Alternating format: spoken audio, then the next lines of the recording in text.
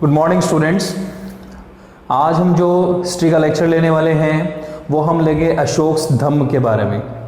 अशोका के बारे में हमने प्रीवियस लेक्चर्स में बात की थी, उनके बारे में जनरल इन्फॉर्मेशन हमने ली थी कि कौन कौन सी बैटल्स लड़ी और किस तरीके से उन्होंने अपना जो धर्म चेंज है वो धर्म परिवर्तन किया और किस तरीके से after the battle of Kalinga यानी कलिंग युद्ध के बाद उनका हृदय परिवर्तन हुआ और उन्होंने भैरी घोष की जगह धम्म घोष की प्रस्तावना दी। आपको ये बातें जो है पिछले लेक्चर्स में मैं समझा चुका हूं। जिसने पिछला लेक्चर नहीं देखा है वो लेक्चर जरूर देखें। अशोक और कलिंग वॉर के नाम से वो लेक्चर चैनल पर अपलोड किया गया है। तो अशोक धम्म की हम बात करते हैं। देखिए, अशोक धम्म जो है वो एक मोरल डेवलपमेंट के लिए यानी जो ह्यूमन काइंड है, मैन काइंड है, उसकी नैतिक विकास के लिए, मोरल डेवलपमेंट के लिए, एथिकल वैल्यूज को बढ़ावा देने के लिए, जो मोरल वैल्यूज हैं उनकी डेवलपमेंट करने के लिए अशोक ने ये धम्म का कॉन्सेप्ट दिया था।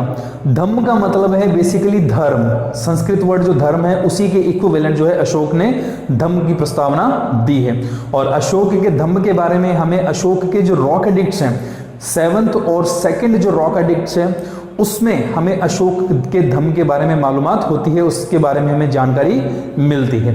अब अशोक के अनुसार अशोक ने अपने धम्म में क्या कहा, एक तो सिंफुल एक्टिविटीज जो हैं यानी जो बुरे काम हैं, पाप करने वाले जो काम हैं उनको छोड़ देना, एनिमल सेक्रीफाइस हैं उनको बंद कर देना, उसके अलावा दूसरों के साथ स्नेह के साथ प्यार मोहब्बत वाले रिश्ते रखना, ठीक है, अपने रिश्तेदारों के साथ, अपने दोस्तों के साथ अच्छे रिलेशन करना, चैरिटी देना। तो ये कुछ जो चीज़ें हैं वो अशोक ने अपने धम्म में लोगों को कही हैं। उसके अलावा अशोक जो है उसका ये मानना था कि कोई भी पर्टिकुलर पर्सन जो है वो धम्म को कब फॉलो कर सकता है, धम्म को वो तभी फॉलो कर सकता है जब वो बुरे कामों को छोड़ दे, अच्छे कामों को अपना ले, अपने अंदर एक अच्छा बिहेवियर जो है उसको पैदा करे, अपने रिश्तेदारों के साथ, अपने दोस्तों के साथ अच्छा व्यवहार करे, अपने माता पिता, अपने गुरुजनों का सम्मान करे, रेस्पेक्ट करे, आदर करे, ब्राह्मणों की और जो ज़रूरतमंद लोग हैं रिश्तेदारों की, उनकी ज़रूरत के वक्त मदद करे। तो अशोक ने धम्म के अंदर अपना ये कॉन्सेप्ट जो है वो दिया है। उसके अलावा जो एक भबरू रॉक एडिक्ट है यानी ये जो रॉक एडिक्ट्स हैं अलग अलग जगहों पर मिले हैं, तो भबरू रॉक एडिक्ट जो है उसमें अशोक ने ये कहा है moderate accumulation of money and moderate expenditure of money, यानी सही तरीके से पैसा कमाना, उसको जमा करना और उसी सही तरीके से उसको खर्च कर देना, ना फिजूल खर्ची नहीं करना। तो ये अशोक के कुछ बेसिकली धम्म कॉन्सेप्ट हैं जो अशोक ने अपने कॉन्सेप्ट ऑफ धर्म में बताए हैं with the objective of moral development of Mankind, यानी ह्यूमन यानी जो इंसान हैं उनके नैतिक मूल्यों के विकास के लिए अशोक ने धम्म का कॉन्सेप्ट जो है वो दिया था। देखिए, मैं कुछ इंपॉर्टेंट पॉइंट्स आपको यहां पर लिख देता हूं, समझ में आ जाएगा आपको। देखिए, सबसे पहले तो अशोक के धम्म के बारे में हमें कहां से मालूम चलता है, we get to know about Ashok's dhamma.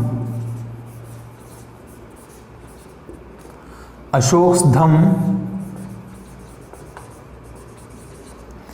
यानी अशोक के धम्म के बारे में हमें कहां पर मालूम चलता है, we get to know Ashoka's dhamma in 2nd and 7th rock edict. 7th rock edicts. Rock edicts क्या होते हैं, देखिए, रॉक एडिक्ट्स होते हैं, कहने का मतलब पुराने समय के अंदर यानी जब एंशिएंट इंडिया की हम बात करते हैं तो उस वक्त पेपर्स जो थे वो इजीली अवेलेबल नहीं होते थे, अवेलेबल ही नहीं होते थे, ठीक है। तो पेपरों की जगह किस चीज़ का इस्तेमाल किया जाता था, ट्री बार्क्स का इस्तेमाल किया, पेड़ की जो छाल है उसका इस्तेमाल किया जाता था, पत्तों का इस्तेमाल किया जाता था, हड्डियों का, इनका इस्तेमाल किया जाता था लिखने के लिए।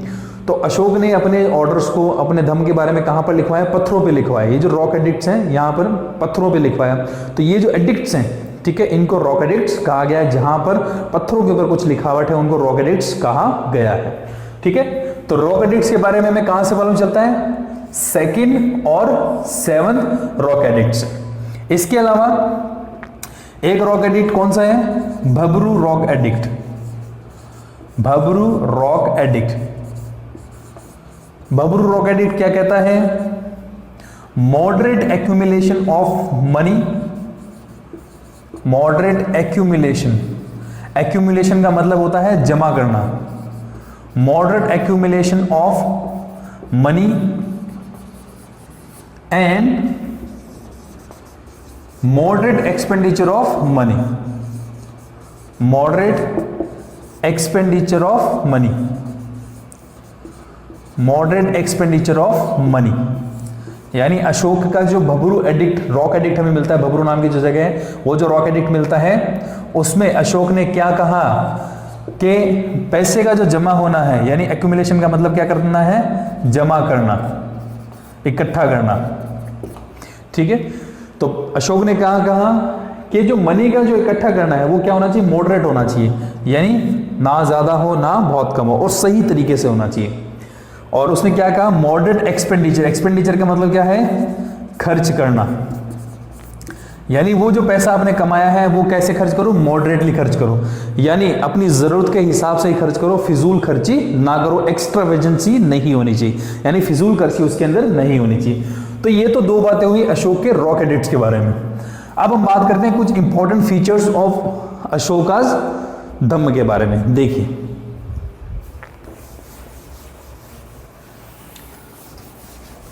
अशोक धम्म के बारे में कुछ इंपॉर्टेंट जो बातें हैं वो कर दिख लेते हैं। देखिए, की features of Ashok Dhamma.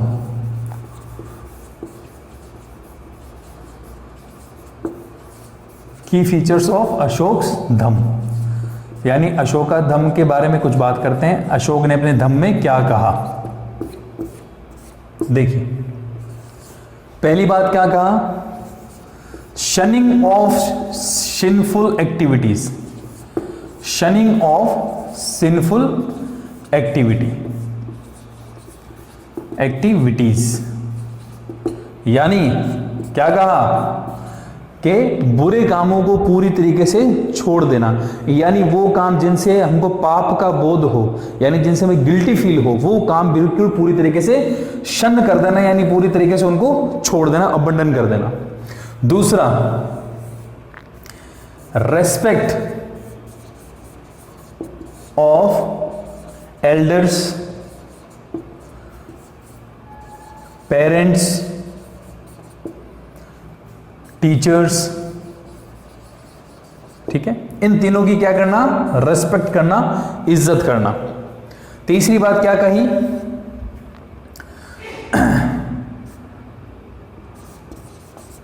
Abandon animal sacrifice. Abandon animal sacrifice for यज्ञ, फॉर यज्ञ, यानी किसी यज्ञ के लिए किसी एनिमल को सेक्रीफाइस ना किया जाए, किसी पशु का बलिदान ना दिया जाए। अबंडन यानी छोड़ देना, पूरी तरीके से छोड़ देना, सेक्रीफाइस बलिदान, जो हिंदी मीडियम के छात्र हैं उनके लिए भी, ठीक है, यज्ञ नहीं से रिलेटेड है यहां से यज्ञ।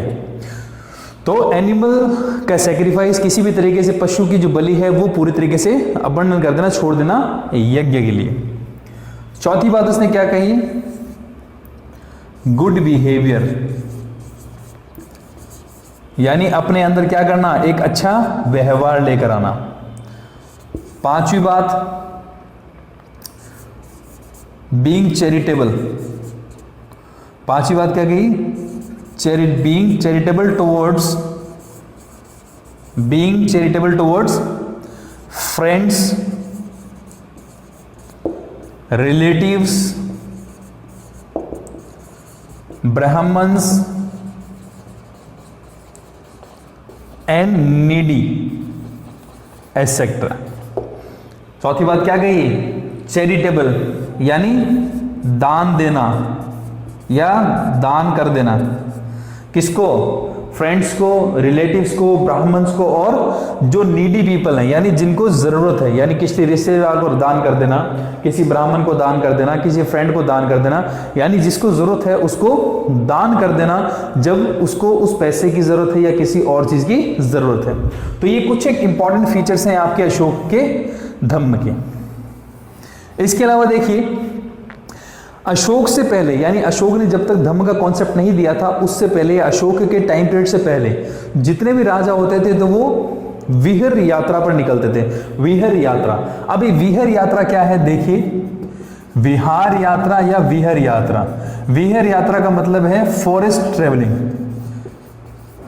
फॉरेस्ट ट्रेवलिंग यानी जो भी किंग होते थे वो कहां चले जाते थे, जंगलों में चले जाते थे और वहां पर एनिमल हंटिंग करते थे, यानी जानवरों का शिकार करते थे अपने मनोरंजन के लिए।